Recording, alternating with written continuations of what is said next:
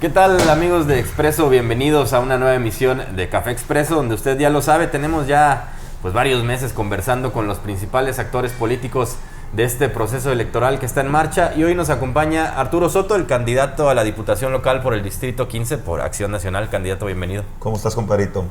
Un saludo a quienes nos ven a través de las redes sociales. Gustoso de aquí estar con ustedes. Norita, como siempre, un placer aquí en Café Expreso. Nora Hernández, mi compañera. ¿Qué tal, Miguel? ¿Qué tal, Arturo Soto Alemán? Un gusto que nos acompañe. Y bueno, pues síganos porque vamos a estar platicando con el candidato de Acción Nacional sobre estos días que ya lleva de campaña, y para conocerlo un poco más como persona y al interior de su hogar y de su familia. Bienvenido. Gracias. ¿Les parece si empezamos por retirarnos el cubrebocas? Tenemos aquí la sana distancia, así nos escuchamos un poco mejor. Y empezamos. Candidato, se está yendo muy rápido esta campaña. Falta ya menos de un mes para la elección. ¿Cómo le ha ido? Rapidísimo. Fíjate que en los primeros 13 días recorrimos 52 colonias de las que nos tocan en el distrito.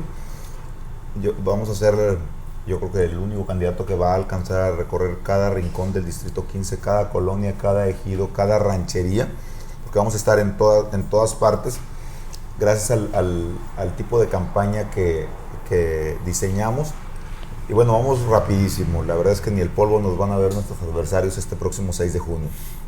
Oiga, Arturo, y bueno, platíquenos un poquito qué es lo que ha recibido de la gente en estos días que lleva de campaña. Ya, digo, como bien dice Miguel, ha pasado muy rápido, faltan pocos días para que ya termine y se llegue el 6 de junio, pero ¿qué le ha dicho la gente? Usted obviamente ya es alguien conocido en el distrito, lo ha recorrido varias veces. Algo. ¿Qué le dice la gente ahora que está en busca nuevamente del voto? Fíjate que no cabe duda que vivimos en Victoria y que somos un municipio que está muy ocupado de los temas políticos. El ciudadano común está siempre bien informado, siempre al pendiente de quién es quién en temas electorales. ¿Con qué cosas me he encontrado? Pues evidentemente con que sí han visto qué es lo que hemos hecho en el Congreso.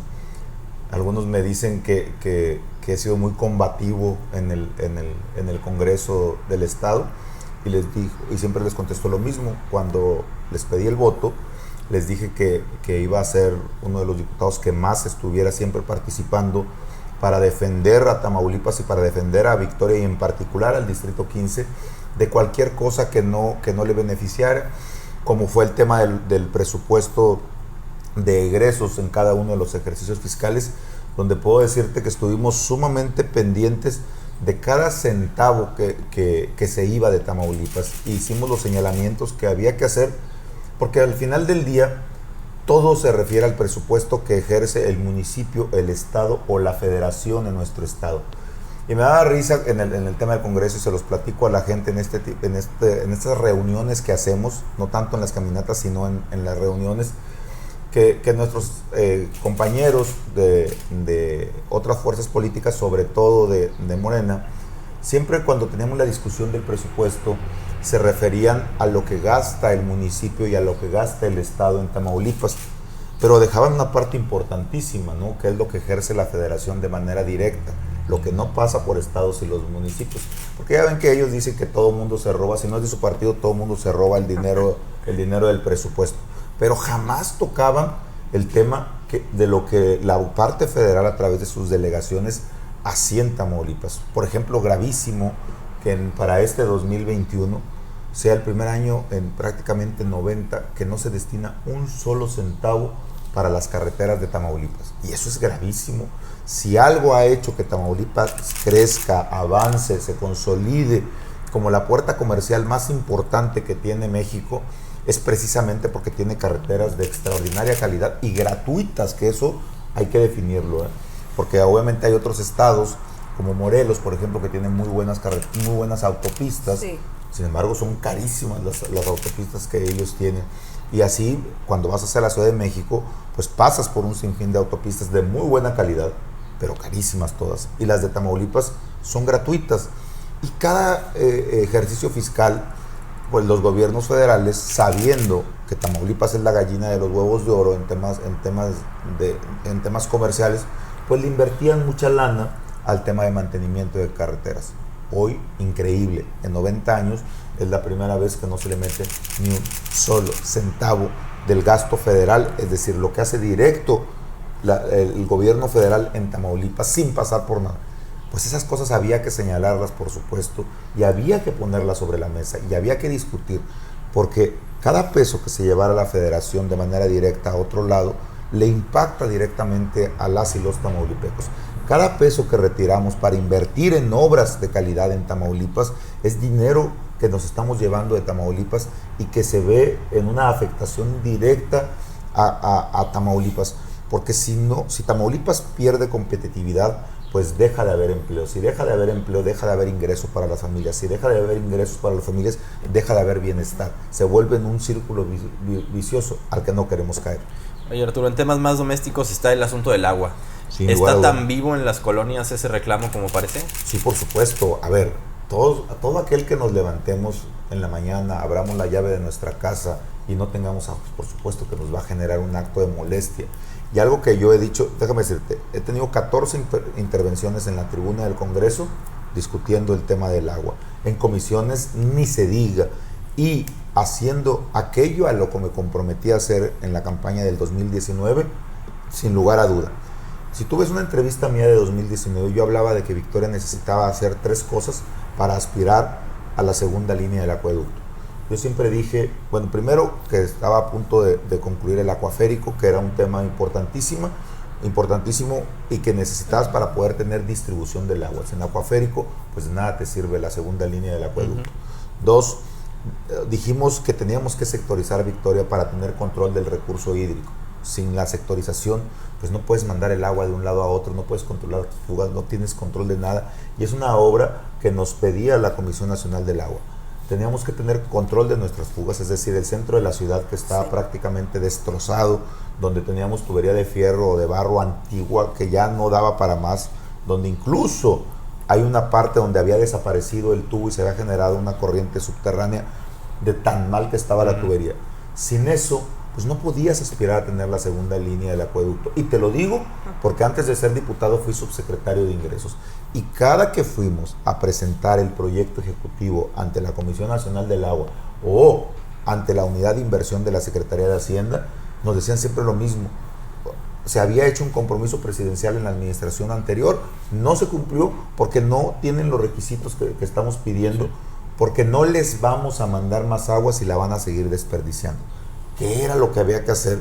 Bueno, pues construir esas obras que durante 29 años no se hicieron. Recordemos que el acueducto entró en operaciones exactamente hace 29 años, y entonces en eso nos pusimos a trabajar. Y fue lo que yo dije en campaña, y ahí están mis intervenciones en tribuna y en comisiones, y previo a eso en la campaña, donde dije que esas obras se iban a hacer. Hoy, gracias al gobierno del estado y una inversión hasta diciembre del año pasado de 820 millones, y gracias a que el municipio utilizó en 2 ejercicios fiscales el 100% del FAIS, hoy Victoria ya cambió la tubería del centro de la ciudad, se cambió el 100% de las válvulas y las bombas, se reparó tubería que había que reparar, y además de todo eso, cambiamos toda la tubería del centro de la ciudad. Tenemos las bombas y las válvulas ahí como un monumento a la opacidad de quienes no hicieron lo que tenían que hacer en el pasado durante tantos años. Esas bombas se debieron haber cambiado hace 15 años, no se cambiaron. Ahora ya estamos listos para recibir la segunda línea del acueducto. De hecho, déjame decirte que parte del crédito que se solicitó por parte del gobierno del estado, se dejaron prácticamente poco más de 500 millones en Victoria para invertir en esas obras que eran necesarias. Y cuando tú le explicas a la gente, oye, y estamos listos con un segundo crédito para que se votó y que ya hubiéramos empezado a hacer la segunda línea del acueducto, estamos listos, y es para eso, la gente lo entiende, porque cuando compras tu casa, pues en la inmensa mayoría de la gente lo hacemos a través de créditos, lo hacemos a través de un crédito Infonavit, y quedamos endeudados durante 20 años. Pero tenemos nuestra casa y no estamos pagando renta, y ya sabemos que esa lana que estamos pagando. O sea, que se utilizarían esos recursos para la segunda línea del acueducto. Como lo hicimos con el primer crédito, todos aquellos que se la pasaron criticando y diciendo, es que qué barbaridad, los panistas autorizaron un crédito. Yo los reto a que nos acompañen para saber cuánto dinero de ese crédito se utilizó para el cambio de bombas, cuánto dinero de ese crédito se utilizó para concluir cada una de las obras que llevamos hecho y cuánto dinero estamos dispuestos a invertirle para la segunda línea del acueducto. Por supuesto que quisiéramos que lo hiciera el gobierno federal, pues claro que no queremos que se lleven nuestros recursos, porque mira, recordemos que la primera línea del acueducto se hizo a través de algo que se llama paripaso, ¿no? Sí. La federación puso la inmensa mayoría. Entonces mi pregunta siempre es, oye, si Salinas de Gortari, que es el presidente más cuestionado por esta administración, nos hizo la primera línea del acueducto, pues ¿qué espera la actual administración federal para hacernos la segunda línea del acueducto? Excusas podrá haber muchas, técnicas ninguna ya. Ya tenemos todo lo que se requería para hacer la segunda línea del acueducto. Y no nos vamos a excusar en que ellos no lo hagan. Si no lo hacen ellos, nosotros estamos listos para empezar al tema. ¿Por qué hasta ahorita? Sencillo, pues porque nos pusieron una serie de requisitos que había que cumplir y yo se lo explico a la gente en las colonias. Es como cuando haces tu contrato de energía eléctrica. Yo les pregunto a las señoras, ¿a poco usted le dicen, póngamela en ese árbol la luz, porque en ese árbol quiero que yo esté? Pues no, te dicen, ¿sabe qué? Tiene que ponernos la mufa para que podamos ponerle la luz en su casa. Tiene que ponernos el muro a cierta altura. Tienes que ponernos el tubo que hace tierra, lo tiene que poner. El cable de este calibre lo tiene que poner. Y tú le preguntas a la gente, oye, ¿y si no cumples esos requisitos, qué pasa? No, pues no me ponen la luz. Ah, bueno, pues es exactamente lo mismo. Y debieran saberlo quienes pretenden ser diputados y quienes pretenden ser alcaldes. Porque si no lo saben, la verdad es que qué pena, y yo no sé qué están haciendo y qué están haciendo mintiéndole a la gente. Esa es la realidad del tema del agua en Victoria, que nos genera actos de molestia, sin lugar a duda, que la gente está enojada. Pues por supuesto que tiene que estar enojada, porque es una obligación de los gobiernos darle los servicios a la gente. Nada más que también la gente sabe que nosotros no hemos cambiado nuestro discurso y que no le hemos mentido. Cuando yo arranqué campaña en el 2019, yo le dije a una señora cuánto nos íbamos a tardar y me dijo, tanto tiempo para las 3 obras que nos dice. Le dije 2 años en las 3 obras que ya anunciamos y le dije, pues le tengo que hablar con la verdad, mentiras no le puedo decir y eso es lo que nos vamos a tardar. Y le dije, porque si yo le digo que va a ser antes y no es antes, usted me va a decir mentiroso y eso no va a pasar. Me va a reclamar. Claro, con toda la razón del mundo. Entonces ya terminamos, cuando yo dije en 2 años, terminamos en 1 año 5 meses. La siguiente etapa, bueno, pues vamos a terminarla en el tiempo que se requiere la segunda línea del acueducto. En el Inter, para aquellos que muestran su ignorancia diciendo que por qué no hicimos algunos pozos, pues yo quiero decirles, primero, que hoy hay una sequía que tiene a los mantos freáticos prácticamente sin agua. Pero además, pues por supuesto que se está trabajando en 13 pozos, 7 de ellos adicionales y 6 en rehabilitación de pozos que ya estaban. Entonces estamos trabajando de las 2 manos. Esos 6 pozos, 7 pozos adicionales son para inyectarle agua adicional. Te platico exactamente a la altura del Congreso, un poquito adelante, hay un nuevo pozo que está a punto de entrar en operación. Nos faltaban, y debe entrar esta semana, nos faltaban 200 metros de tubería para poder conectarlo. Y ese pozo le va a dar agua a la zona de la Linda Vista y de todos esos fraccionamientos nuevos que hay ahí para que dejen de batallar. Y el agua que utilizamos de ahí la vamos a correr a Pajaritos, a La Azteca, a la Satélite, Sagitario y a aquella zona de la ciudad. Son obras que se han estado haciendo con el paso del tiempo y que se empezaron a hacer cuando la ciudad estuvo lista para recibir el agua. Hicimos el trabajo, hoy estamos listos y hoy se empezarán a ver resultados. Es decir, que el tema del agua sí puede tener solución en el mediano plazo para los victorenses, así como lo está planteando, diputado. Obviamente, como lo dice también, el Estado le va a entrar con los 2,000 millones de pesos en caso de que la Federación no se anime o no quiera apoyar a la obra. No es si queremos, tenemos que entrarle al tema del agua. Lo injusto es, insisto, que si Salinas de Gortari, que es el presidente más cuestionado de la historia, le haya entrado a hacernos la primera línea del acueducto, y por qué este gobierno federal no habría de entrarle a hacer la segunda línea del acueducto. Sería ilógico completamente y no habría modo de defensa de la oposición a nosotros el explicar por qué Salinas sí hizo la primera línea del acueducto y por qué el gobierno federal no ha hecho la segunda. Mira, nosotros fuimos, o sea, yo como subsecretario de Ingresos estuve en la Secretaría de Hacienda, estuve en la unidad de inversión, he estado con el titular de la UCEF y hemos hablado del tema. Tamaulipas aporta mucho y lo menos que merecemos es que a través de obras de manera directa la federación le entre a los temas que más le duele a los victorenses, como es el tema del agua. Si nosotros hubiéramos empezado al mismo tiempo, hoy Victoria no tendría broncas de agua. Recordemos que el mismo día que los victorenses y los mexicanos decidieron que los victorenses decidieron que el PAN gobernara Victoria, ese mismo día se decidió que Morena gobernara a nivel federal.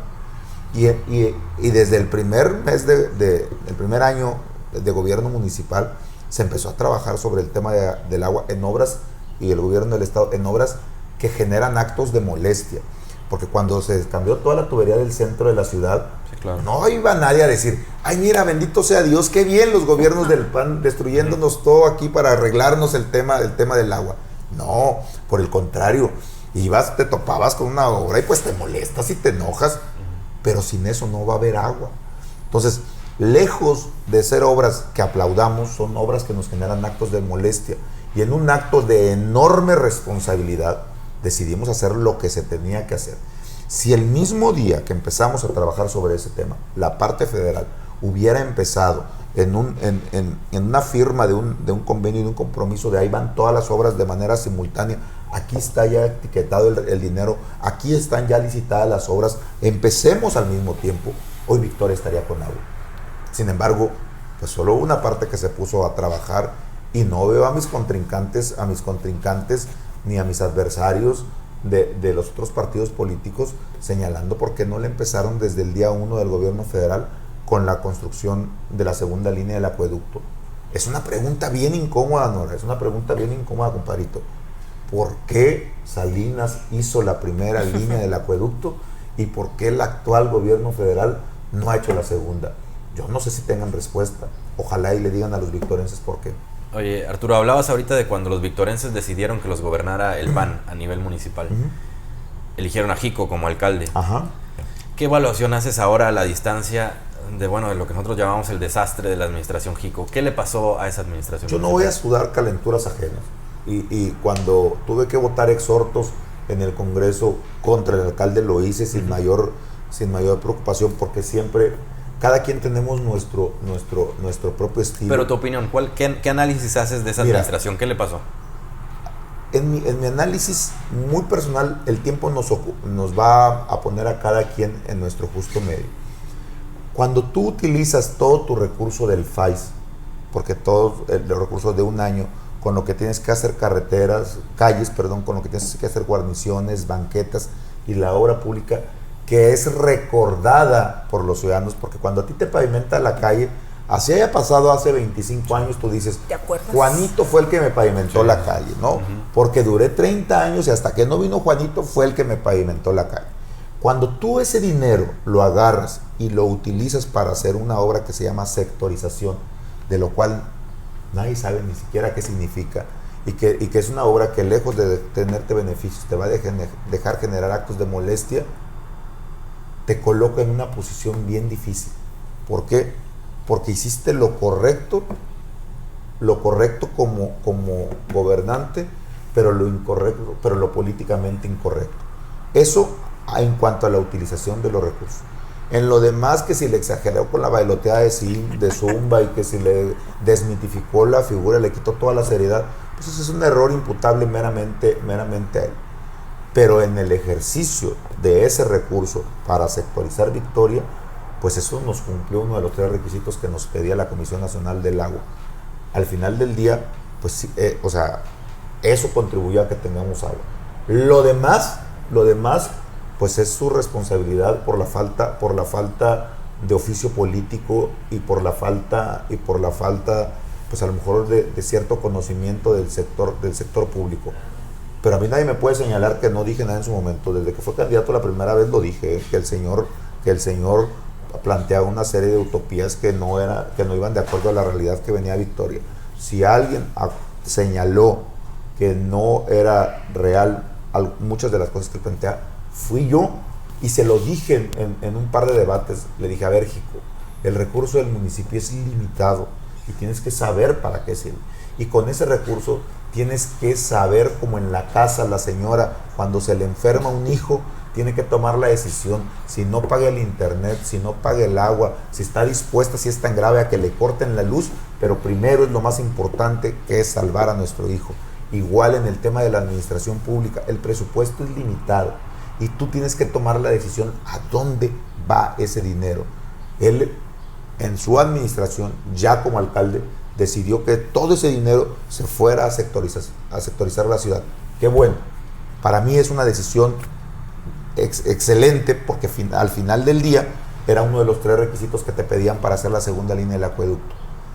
Yo lo hubiera socializado distinto, yo lo hubiera hecho distinto en territorio, me la hubiera pasado en todas las colonias, hablando con la gente, explicándoles y decirles: a ver, yo te puedo hacer esta calle, esta calle, esta calle, nada más que el tiempo nos va a alcanzar, y a ustedes en la colonia Mainero, en la parte donde no batallan con el agua, les puedo pavimentar, les puedo reencarpetar la calle Juan José de la Garza.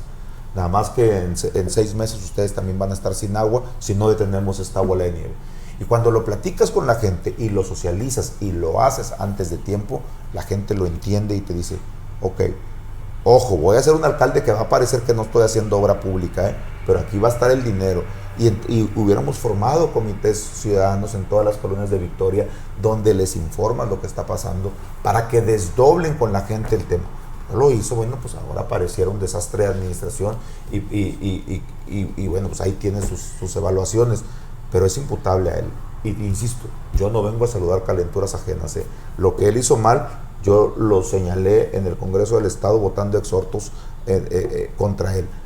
Y antes, previo a ese, pues yo le dije que muchos de lo que él planteaba, pues obviamente eran obras que no eran factibles, porque el recurso del municipio no alcanza, y tú no puedes prometer aquello a lo que no te alcanza el recurso.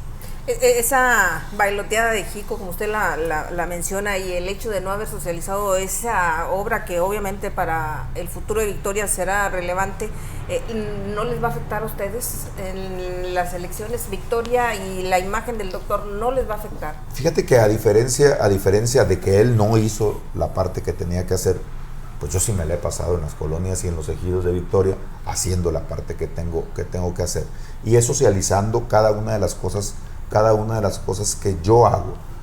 Por ejemplo, el diputado es tan importante, y a veces no nos damos cuenta, que te voy a poner un ejemplo bien sencillo. En esta administración se tuvo que tomar una decisión muy difícil con la redirección del presupuesto de egresos, porque nos tocó vivir una pandemia que a todos los gobiernos los agarró fuera de base. Claro. El gobierno más grande del mundo, que es el de los Estados Unidos, el país más poderoso, se le autorizó deuda ilimitada. Es decir, el presidente podía gastarse lo que quisiera y podía endeudar a su país lo que quisiera para atender a sus ciudadanos y evitar el mayor número de muertes. A todos nos agarró fuera de balance. Tamaulipas no fue la excepción, y había que entrarle a los temas. Cuando se hace el diagnóstico de cuál es nuestra capacidad instalada, se hace una proyección de posibles muertos, y era escandaloso el número, ¿no? Entonces se dice: a ver, ¿qué necesitamos hacer para evitar esta parte? Y se dice: bueno, hay que construir hospitales COVID, hay que comprar toda la infraestructura que se requiere, respiradores, medicamentos y todo lo que se requiere. Sí. Bueno, ¿y cuánto cuesta eso? No, pues son poco más de 1,000 millones de pesos, que no estaban en el presupuesto de egresos, porque nadie sabíamos que iba a haber una pandemia. Y se empieza a redireccionar el recurso. Y entonces tenemos que entrarle al tema de las becas, ¿no? Y lo tomo siempre con una enorme responsabilidad, porque no hay tema al que yo no le saque y que no pueda tocar con la responsabilidad que se quiera. En estricto sentido, antes debo decir que en 2018, cuando gana el gobierno federal de Morena la presidencia de la República, las becas estatales se pagaban con eso que se llama par y paso. la federación ponía la mitad, el gobierno del estado ponía la otra mitad. Entonces, cuando llega Morena, quita la mitad de la parte federal y solo deja las partes estatales en los gobiernos de los estados, porque ellos iban a crear su beca. Sus recursos están en su libre decisión y dicen, ok, no, algo que se había pagado durante administraciones de distintos partidos, ellos quitan la parte de su mitad porque dicen, nosotros vamos a pagar nuestra beca. No hay bronca. Dice el gobernador, yo voy a poner la parte federal y como quiera se junta el 100% de la lana. En 2019 se pagan las becas con todo y que la federación había quitado la parte federal. Para 2020 estábamos listos. Al final del día se dice, a ver, la beca en estricto sentido es para que el niño vaya a la escuela. Este año no va a haber ciclo escolar y se dice, yo prefiero que el niño me reclame o que el papá porque no le pude pagar su beca, porque con ese dinero se redireccionó para mandarlo a hospitales COVID, para mandarlo a respiradores, para mandarlo al tema de atender la pandemia, a que ese niño jamás me olvide, porque recorrió hospitales buscando una cama con un respirador, y el gobernador del estado y la Secretaría de Salud y los diputados y todo el mundo no tuvimos el valor de redireccionar ese dinero para poder darle un hospital y un respirador a ese niño. Y se tomó la decisión y el sistema de salud en Tamaulipas no colapsó y no hubo nadie que fuera a un hospital y que ocupara un respirador y una cama. Y cuando caminas las colonias y te encuentras a señoras dándole las gracias al gobernador porque fue a un hospital y tuvo una cama a comparación de otros estados donde tú puedes buscar en redes sociales y vas a encontrar gente que anda en la Ciudad de México de hospital en hospital con su paciente buscando un hospital, muertos en la calle porque no hubo un hospital, una cama con un respirador. Eso no pasó en Tamaulipas y fue gracias a una decisión. Llega el 2020, el diciembre de 2020, y en la discusión del presupuesto, pues ahora sí, ya no nos agarra fuera de balance la pandemia, ¿eh? Ahora sí ya debemos de estar listos. Entonces yo reviso el presupuesto, porque soy el presidente de la comisión de presupuesto, además de presidente de la comisión de estudios legislativos, y veo que viene en cero el tema de becas. Digo, a ver. El año pasado fue porque nos tomó por sorpresa, pero este año ya no. Este año ya tenemos que estar listos. Y entonces empezamos a platicar, el grupo parlamentario, empezamos a platicar con el Ejecutivo y empezamos a correr información. Y finalmente el presupuesto se redirecciona de otros lados y sale etiquetado el presupuesto para las becas. Y ya se empezó con el pago de las becas, ya se pagaron nuestros niños, nuestro futuro, algunas becas especiales, y sigue Propósito y Virtud, que es la beca que todo el mundo está pagando. Es decir, quienes hicieron su trámite en 2019, en 2020 se les va a pagar como debe de ser. ¿Por qué? Pues porque somos responsables y actuamos con responsabilidad. Es por eso que sí es muy importante el diputado. Si yo no hubiera estado ahí en el Congreso del Estado, si yo no hubiera sido diputado, pues quizás se hubiera ido pasado de boba. Por boba, pero ahí estaba, no lo dejé pasar y no voy a dejar pasar ninguna. Arturo, ¿cómo ves la competencia electoral en tu distrito? Hay la impresión generalizada, yo la comparto, de que el candidato de Morena no es precisamente el rival más fuerte que pudieron elegir. En cambio está Gustavo Cárdenas, que está haciendo ruido. ¿A quién ves como tu principal oponente? No, a ver, hay una marca muy fuerte, que es la marca del presidente. Las mediciones marcan que tenemos una ventaja muy amplia. No hay forma de que el segundo lugar, que es el candidato de Morena, se nos acerque. En tercer lugar aparece el PRI, muy pegadito del candidato de MC. Entonces, pero son... O sea, ves a Gustavo en cuarto lugar. Veo al candidato, no le voy a hacer publicidad a nadie, yo voy a hablar de las marcas. El candidato de Morena aparece en un segundo lugar, muy apartado de un servidor, y la ventaja que hay entre el primero y el segundo es la misma que hay entre el segundo y el tercero, que es el PRI. Y luego, el cuarto lugar está a 2 puntos del tercero, que es el candidato de MC, y luego de ahí ya nos vamos creo que el verde aparece en quinto, ya no recuerdo quiénes son los otros, todos los demás suman menos de 2 puntos todos los demás. Entonces, así está.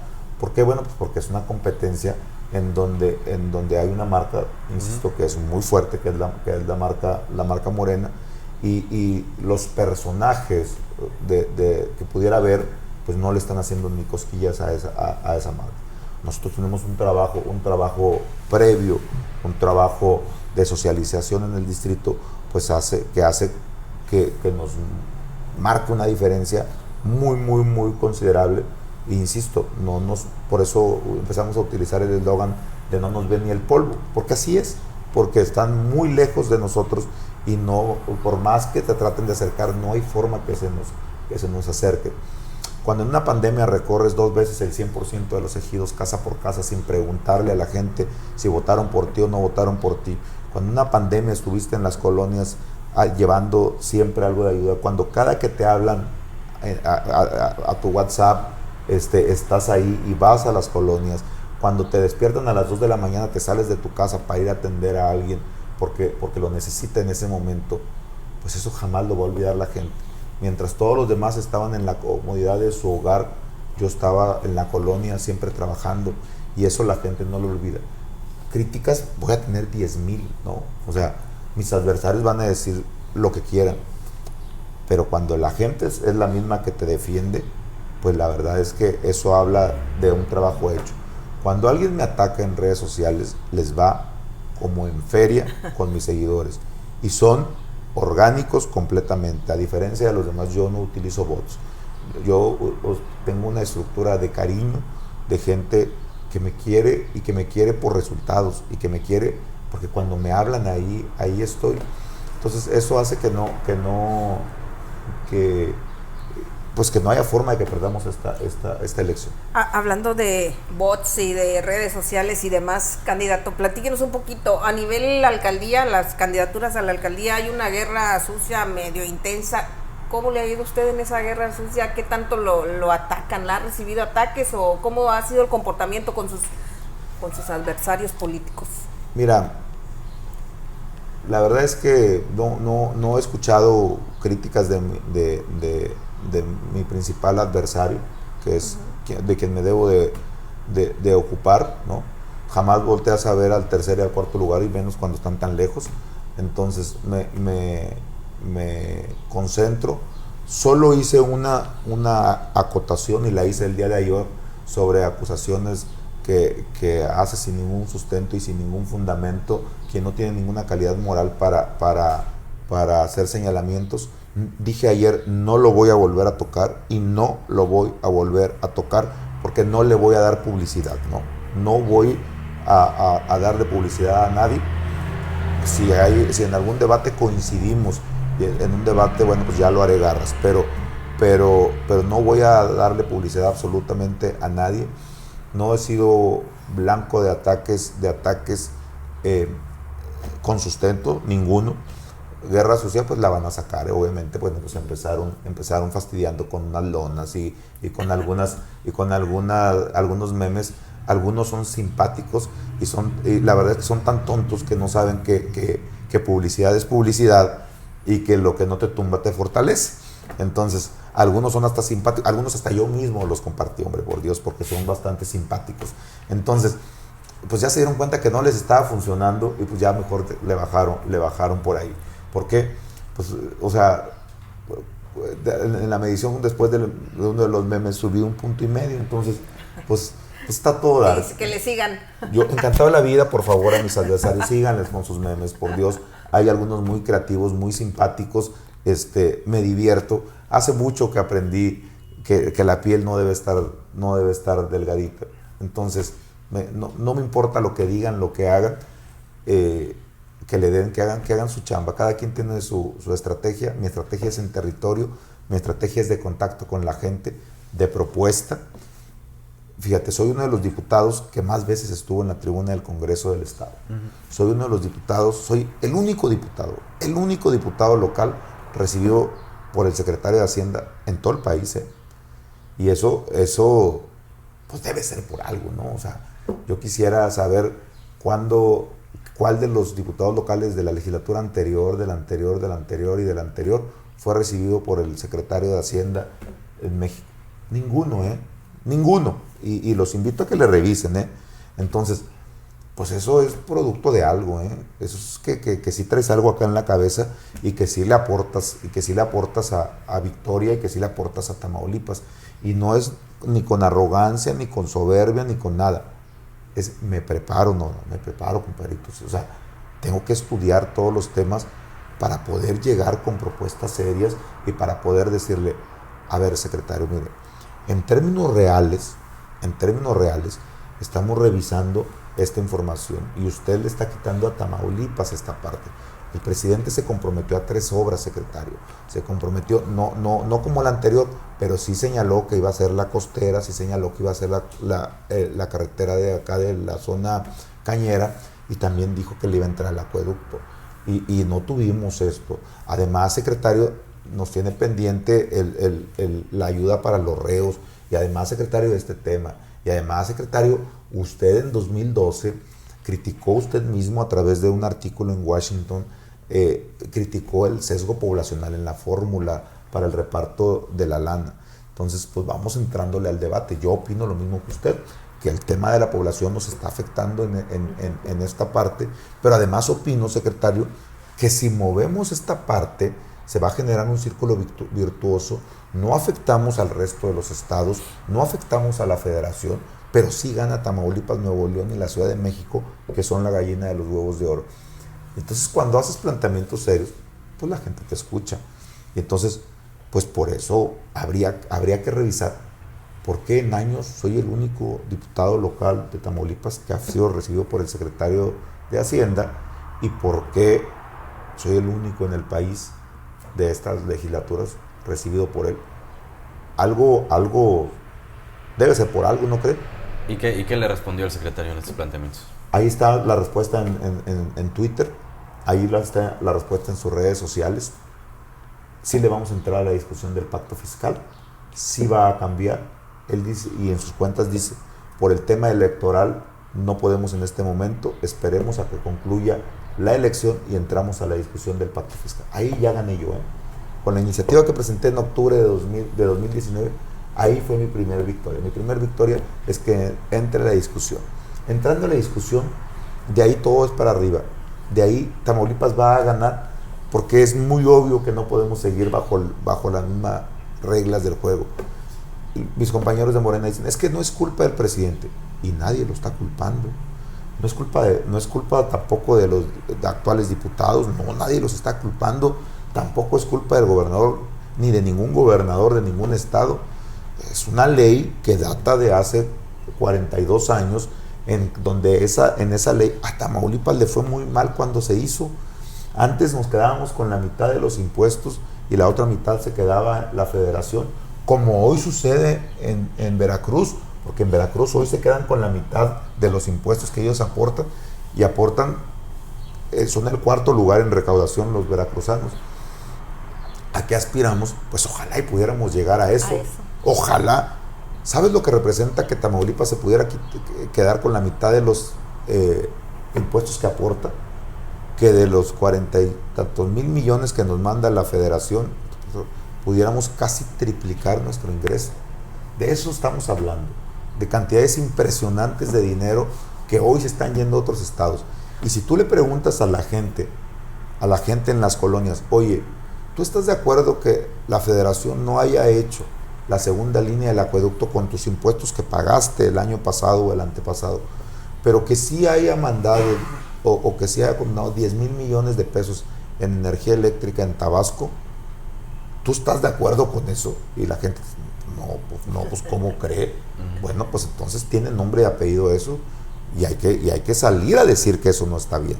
Y entonces, imagínate que tenías 2,000 millones que pasaron los tamaulipecos, que se pudo haber hecho la segunda línea del acueducto y que se fueron a México por esa ley vieja de hace 42 años, y en lugar de hacer que la gente de Victoria tenga agua, los llevamos estos 2,000 a Tabasco y allá los regalamos en energía eléctrica.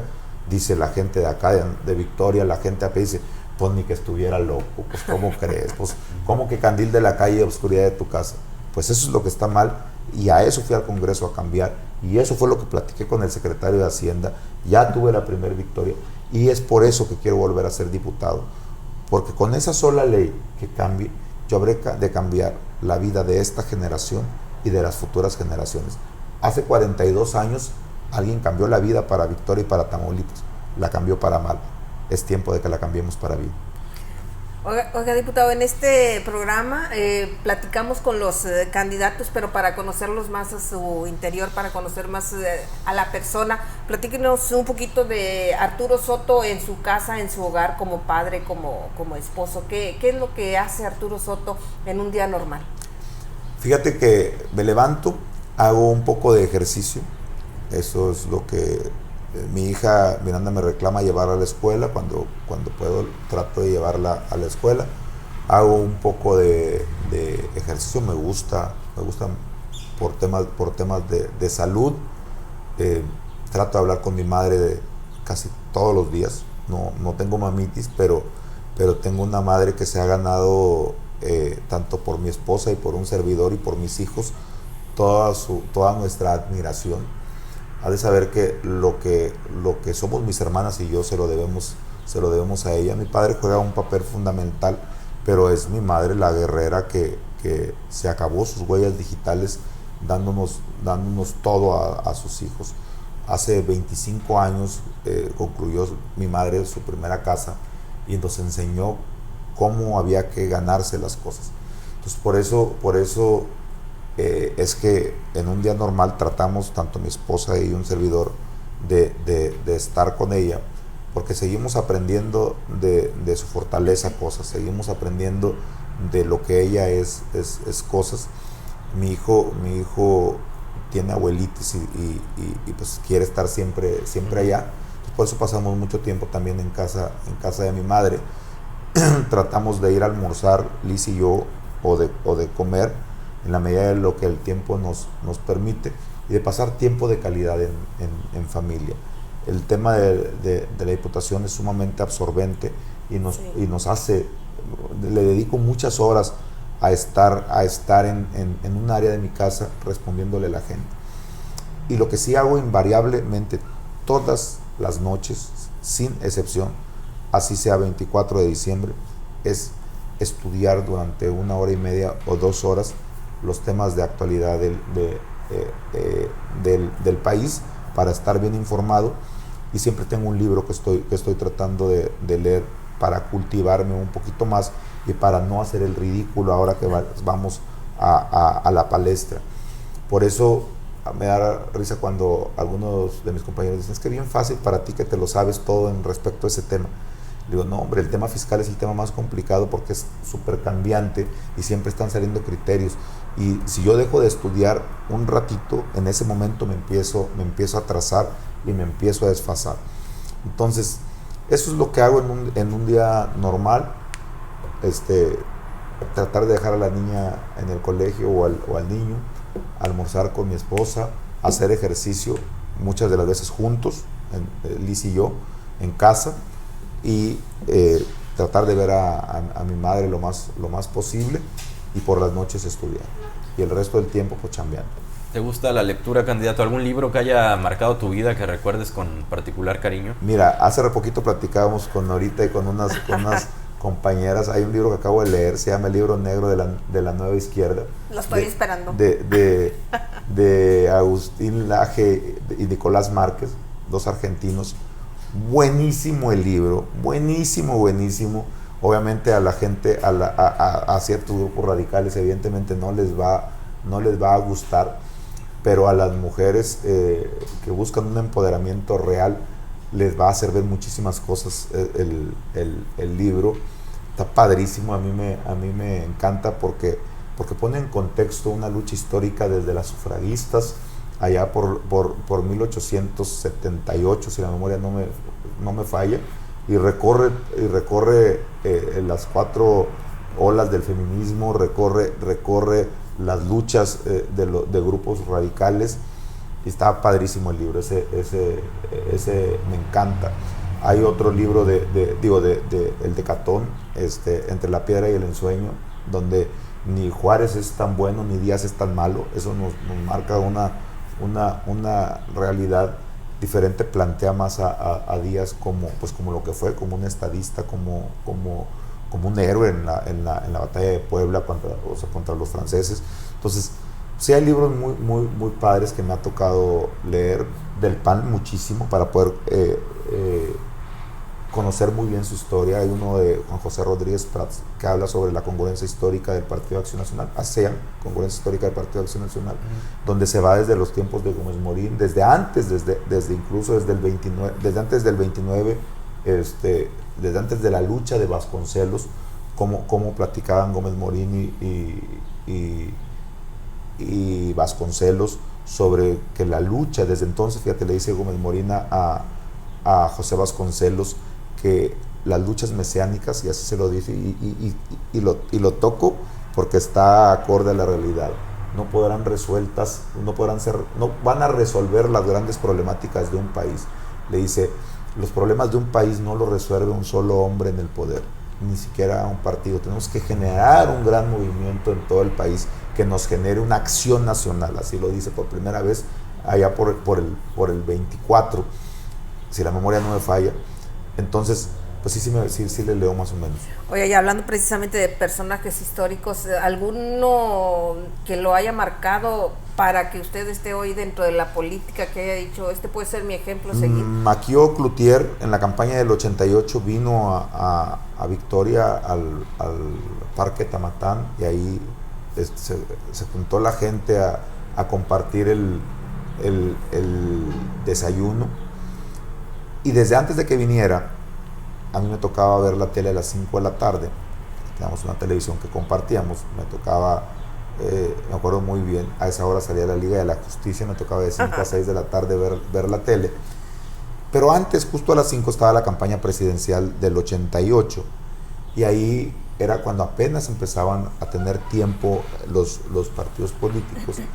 Y ahí salían todos, me acuerdo, salía Salinas de Gortari, salía Cuauhtémoc Cárdenas, salía el Maquio, salía Ifigenia, no me acuerdo qué era la candidata, otra señora que era la candidata. Salían todos los candidatos. Y a mí me llamaba mucho la atención la garra y la fortaleza y la fuerza del Maquio, esas frases tan llegadoras que se aventaba. Y me acuerdo que le pregunté a mi mamá que por quién iba a votar, y me cimbró, me contestó que por el PRI. Imagínate nada más. Y entonces yo le dije que cómo era posible, y yo tenía 10 años. Le dije que no, que cómo creía, y le empecé a decir las frases del Maquio. Y bueno, pues cuando viene, pues hay que estar ahí, ¿no? Y entonces pues me pongo necio para que me lleven, porque necio siempre he sido. Entonces, y desde ahí hice que mi mamá votara por el PAN, porque, pues dicho sea de paso, pues soy su único hijo varón, pues obviamente sí tenemos forma de influir ahí. Nada más faltaba que votara por el PRI. No, pues faltaba más, ¿no? Entonces, y desde ahí para acá, hubo personajes muy fuertes dentro del PAN que ideológicamente me marcaron. Carlos Castillo Peraza, bueno, pues era sí, un ideólogo muy picudo dentro del PAN. Había gente muy hábil para el debate. Obviamente yo soñaba alguna vez ser tan hábil como Diego Fernández de Ceballos para debatir, obviamente, y por eso estudio y me preparo y analizo a todo mundo. La retórica de Miguel Estrada Iturbide, un panista icónico de los antiguos, pues obviamente me hacía aspirar. Entonces, pues yo soy de verdad, si soy un panista de cepa, que defiende su ideología, sus principios, y que su ideología y sus principios son su diario vivir, ¿no? Cuando tú crees en el respeto a la dignidad de las personas, pues tú lo defiendes en el día a día. Cuando tú crees en tus principios, que son muy sólidos, y los defiendes desde casa, porque eso es lo que has mamado en casa, pues tú los vas a defender toda la vida con convicción. Y ese soy yo, el que no tiene miedo a dar una respuesta, porque mis principios siempre van a estar por encima de mis intereses personales. ¿Y algún tamaulipeco en este mismo sentido, la misma pregunta de Nora? ¿Algún personaje tamaulipeco? Leonor Sarre, que en paz descanse, una mujer capaz, que se preparaba, que estudiaba. De ella aprendí a que cuando vas a algún lado tienes que leer todo lo que tengas que leer para poder salir con argumentos sólidos a defender a él. Muy bien. Oiga, candidato, y bueno, vamos a regresar ya un poquito ahí a la campaña política que está desarrollando. Su propuesta directa a los electores, ¿qué es lo que les plantea usted, independientemente de lo que ya hablamos ya de tema agua, etcétera? ¿Qué es lo que le falta al Congreso seguir impulsando para que Tamaulipas pueda seguir en su desarrollo? El pacto fiscal, decidir si Tamaulipas permanece o no dentro del pacto fiscal, es decisión del Congreso del Estado de acuerdo al artículo 10 de la Ley de Coordinación Fiscal. Entonces, las legislaturas de los estados tomamos fortaleza cuando sabemos hasta dónde llegamos, ¿no? Entonces, por eso esta gran alianza con todos los congresos de los estados para decir, hey, vamos a estar sentados en la mesa de la discusión del pacto fiscal, O sea, no crean que vamos a dejar solos a la Secretaría y al Congreso Federal en esta discusión, porque si no nos gusta lo que quieren aprobar, es nuestra decisión si permanecemos o no dentro del pacto fiscal. Y en esa decisión es lo primero que tenemos que modificar. Y esa es mi asignatura pendiente para esta legislatura. Pero además traigo otra, que tiene que ver con el tema de seguridad pública. Hoy el gobernador del estado le ha inyectado muchísimo recurso al tema de seguridad. Nada más en nómina, Nora, casi duplicamos el número de policías. ¿Qué va a pasar si llega un gobernador y toma otra prioridad? Y dice, bueno, ya mandaron, según el secretario de Seguridad, estos índices delictivos bajaron, en este año hubo 100 secuestros, en este año va 1, y dice, ya no necesito el dinero tanto en seguridad pública y vamos a mandarlo a obra pública, ¿no? Porque todo mundo quiere dejar sus sellos, sus obras icónicas y faraónicas para que sean recordados para la posteridad, cuando tienes que actuar con una enorme responsabilidad. ¿Qué va a pasar si ese gobernador decide pasar la lana de seguridad pública a un tema de obra pública? Lo que va a pasar es que obviamente el peso que tú le quites a la seguridad, peso que va a empezar a impactar negativamente en la seguridad. Entonces tenemos que prever esa parte. Y una propuesta que yo traigo en materia de seguridad es elevar a rango constitucional, como está en el tema del Supremo Tribunal de Justicia, un porcentaje del presupuesto que deberá de estar etiquetado invariablemente al tema de seguridad. Hoy te dice, está elevado a rango constitucional, que el 1.5% del presupuesto deberá de estar destinado al Supremo Tribunal precisamente para garantizar la justicia pronta, rápida y expedita, y obviamente pues va de la mano del tema de seguridad. Entonces obviamente mi propuesta es darle un porcentaje del presupuesto de egresos al tema de seguridad, para que independientemente de quién sea el gobernador de Tamaulipas, no pueda moverle absolutamente nada al tema de seguridad y no bajemos. Y de ahí para arriba, porque obviamente cada año se incrementa el presupuesto, salvo este año que no se incrementó, por el contrario disminuyó en términos reales, pero que aunque disminuya, pues tenga un porcentaje destinado específico para el tema de seguridad, para que Tamaulipas no vuelva a caer en las garras de los criminales, para que Tamaulipas no vuelva a caer en las garras de los enemigos de la paz. Arturo, nos hablabas de tu ventaja en el Distrito 15. ¿Ves la misma situación en el 14, por ejemplo, o en general en Victoria? ¿Ves a una fórmula fuerte en Acción Nacional? En el 15 va a ganar Arturo Soto por un amplio margen la Diputación por el Distrito 15. En el Distrito 15 va a ganar Óscar Almaraz la Diputación Federal por una gran ventaja en el Distrito 15. Y en el Distrito 15 va a ganar Pilar Gómez por una amplia ventaja.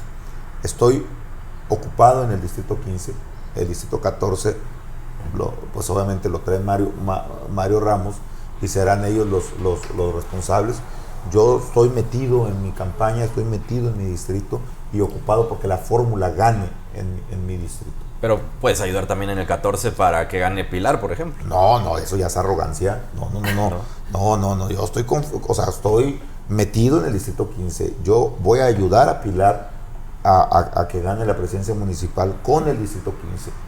Voy a dar los votos necesarios para que tenga una amplia ventaja y que no haya mayor problema. No me puedo, o cargo la Virgen o trueno los cohetes. O sea, no vas a operar más allá del Distrito 15. Yo voy a concentrar en mi distrito, cada quien Cuando tú pretendes hacer cosas que no te tocan, pues terminas quedando mal. El que mucho abarca, poco aprieta. Yo estoy concentrado en el Distrito 15, concentrado en cada sección, en cada casilla, en cada célula, en cada barrio, en cada ranchería del Distrito 15, para poder garantizar que vamos a ganar de la forma que vamos a ganar. Entonces, el 14, bueno, pues que cada quien haga su chamba. Yo no puedo no puedo voltear ni a ver el 14 ni a ver el 16. 15, que es el mío. Hablando en esos términos, pareciera que hubiera como que una división en la fórmula, y así se ha manifestado en algunas ocasiones. ¿Es erróneo esta percepción que hay, diputado? No, pero ¿por qué división? Si Pilar, Óscar y yo caminamos juntos, Mario, Pilar y Óscar caminan juntos. De hecho, si tú vas en las caminatas, la porra da o sea, es Pilar, Óscar, Arturo, Óscar, Pilar, Arturo, y así. Y es la misma porra para todos, no hay, precisamente porque no hay tal, mira, tan equivocados aquellos que creían que nos íbamos a sacar la lengua y que nos íbamos a pellizcar y que nos íbamos a estar metiéndose en...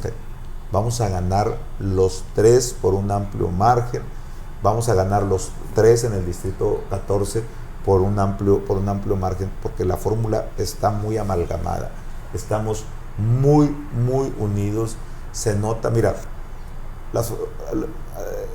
hay fotografías que captan momentos muy específicos donde tú te das cuenta si es real que no, y te vas a dar cuenta que cuando Óscar, Pilar y yo caminamos juntos, nos divertimos mucho, lo disfrutamos mucho, nos buleamos mucho, nos la pasamos muy bien.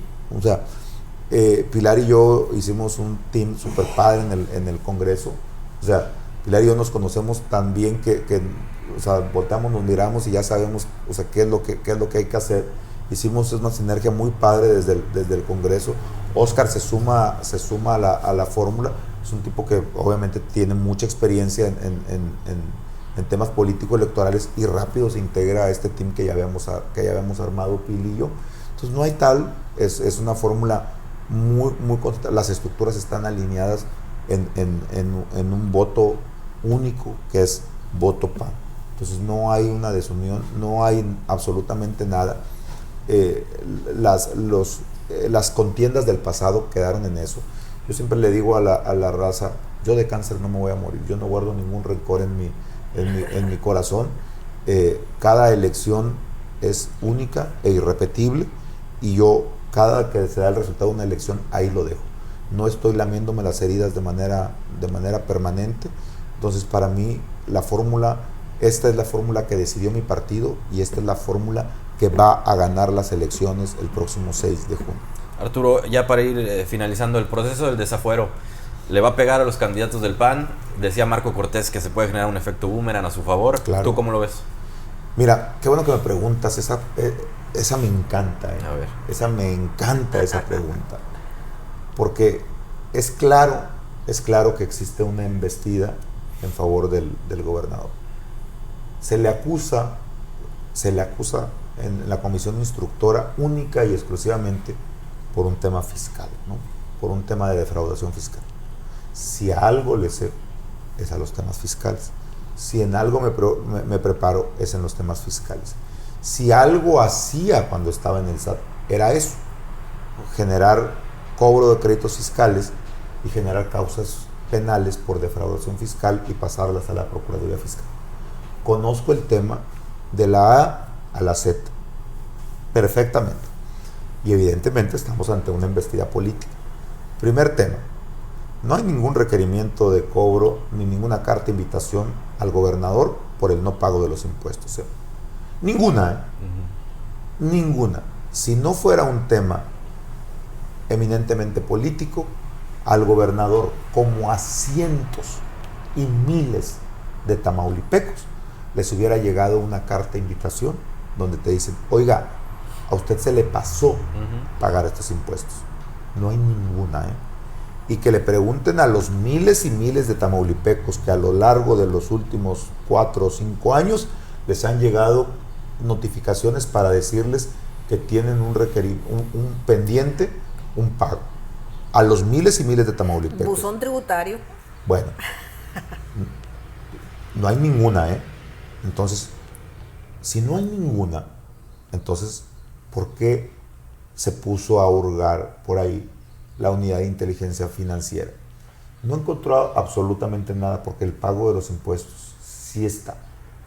Tú como autoridad fiscal, tú puedes desecharlos y dices, luego en el juicio que presente sus pruebas alegatas.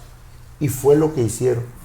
Mira, a mí me hubiera encantado, de verdad me hubiera encantado que dijera que la Defensoría hubiera dicho, aquí está el pago de los impuestos, lo cual lo hizo, ¿no? Y que dijera, nada más para comprobarles que estamos ante una embestida, los voy a volver a pagar.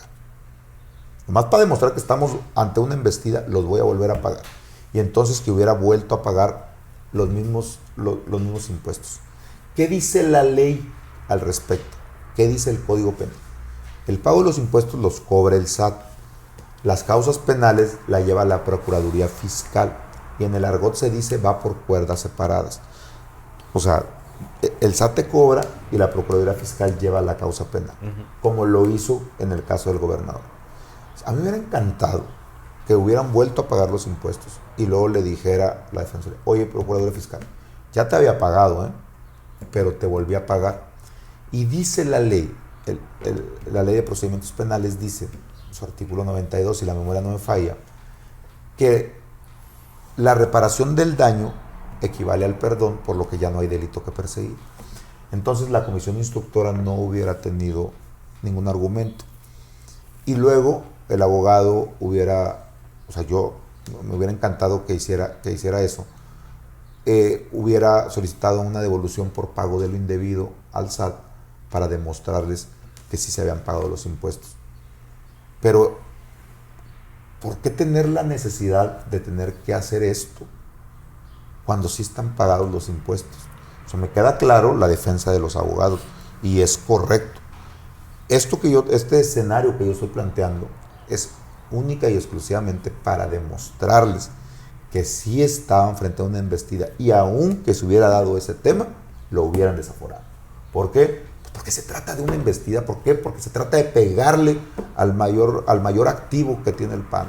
¿Por qué? Porque se trata de pegarle al gobernador que encabeza la Alianza Federalista. ¿Por qué? Porque se trata de pegarle al gobernador que le dijo, presidente, aquí en Tamaulipas se están jugando vidas, aquí en Tamaulipas cada mala decisión cuesta vidas. De eso se trata realmente. Porque si tú le preguntas, es más, mira, cualquiera que tenga una duda, que vaya y le pregunte a cualquier fiscalista si estoy diciendo la verdad, si tengo la razón en el tema, y va a decir, sí, lo que dice Arturo es correcto. Pues estamos frente a una embestida, obviamente, y es gravísimo, porque creímos que ya habíamos pasado estos actos totalmente autoritarios contra la oposición, y vemos que estamos, como lo dijo el gobernador en su video, ante el más rancio autoritarismo, porque esto es una burla, que se le haya intentado desaforar por la Cámara Federal, porque aparte el 111 es muy claro, ¿no? Y ya veremos lo que dice la Corte al respecto.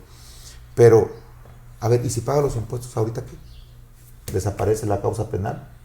Ya no hay delito que perseguir, esto equivale al perdón. Y entonces, es un juego de niños lo que están haciendo. ¿Y qué impacto va a tener en las votaciones? Ninguno. ¿No crees que afecte? No nos va a afectar. No nos va a afectar porque, a ver, ¿quiénes son los que están en ese rollo? Pues quienes estamos metidos en la escena pública, quienes tenemos algún interés político. Y esos ya estamos definidos, O sea, quienes tenemos un interés político, ya estamos definidos. O sea, los actores políticos ya saben si van con nosotros o con nosotros.